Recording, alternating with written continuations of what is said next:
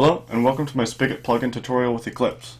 The purpose of this video is to understand how a plugin works with a basic example, not to walk through coding one because I feel it's not as helpful. There are four main components to a plugin. There's the plugin enable, which is to load in any data from files on the server on startup. It's also to create commands and create listeners, which I'll discuss later in the video. There is the plugin disable, which is to save data from the files after the server stopped. There are commands, which manually tell the plugin to do something by a player typing something in the chat with a command or through the console. There's also event listeners, which automatically have the plugin do something upon a game event happening.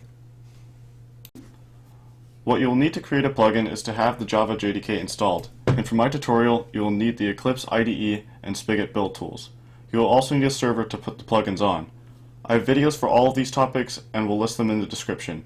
More generally, having a knowledge of the Java programming language helps a lot.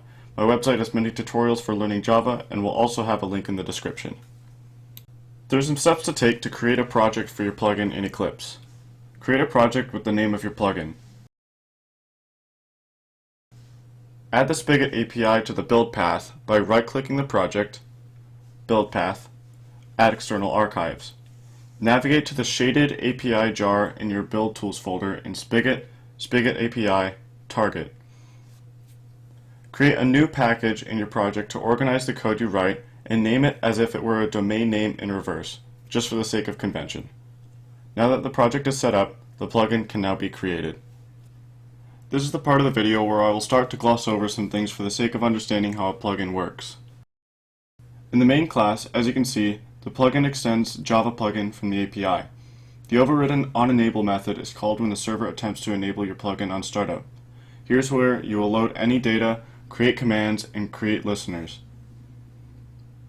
The onDisable method is called when the server attempts to disable your plugin when the server stops. Here's where you'll save any data that may have changed while the plugin ran. In the command class, you can see it implements command executor from the API. The overridden command method is called when an associated command is called in this plugin. The sender can be the console or player, for example. The command is which command was executed, the label is the command alias if you have any, and args are the arguments or words following a command. In the listener class, the class implements listener from the API. Notice how there is an @EventHandler keyword above the event method. This method is called when there is an event that matches its parameters, in this case, block break event. All of these classes can go into the package created earlier. The plugin.yml file can be put into your top level folder of your project. Main is where onEnable is overridden, which is the package name dot class name. Commands is where you'll list the commands associated with this plugin. Export your plugin by right-clicking your project and clicking Export. Select the export type as a Java jar file. Click Next and click Browse to export your plugin to your server's plugin folder. Next, finish and restart your Spigot server to enable your plugin. I'll be sure to include all my code and paste bins in the description as well as a link to the Spigot API documentation and forums. Leave a comment below if I missed anything.